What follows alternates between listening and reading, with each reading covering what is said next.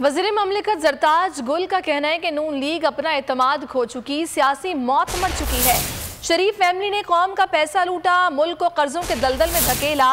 मरियम बताएं, लाहौर में 1480 केनाल ज़मीन कहाँ से आई? मीडिया ब्रीफिंग में उन्होंने कहा कि मरियम नवाज को अभी तक वज़ीर आज़म हाउस के ख्वाब आते हैं। मरियम अपनी पार्टी का नुकसान कर चुकी, ये जनरल काउंसिलर तक नहीं पहुँच सकती।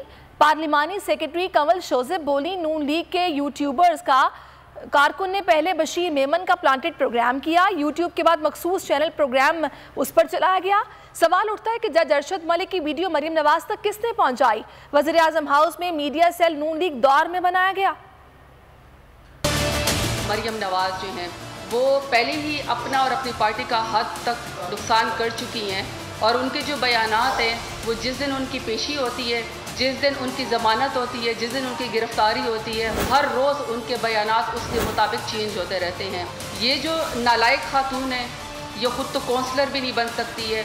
मरियम बाजी, आपको मशवरा है, आप मिलन की टिकट पे उस पर पकोड़े बेचें, क्योंकि अब आपकी टिकट को तो कोई लेने को तैयार नहीं है। सारे अब्बास की नाकामी के बाद और अपने अब्बा जी की मफरूर होने के बाद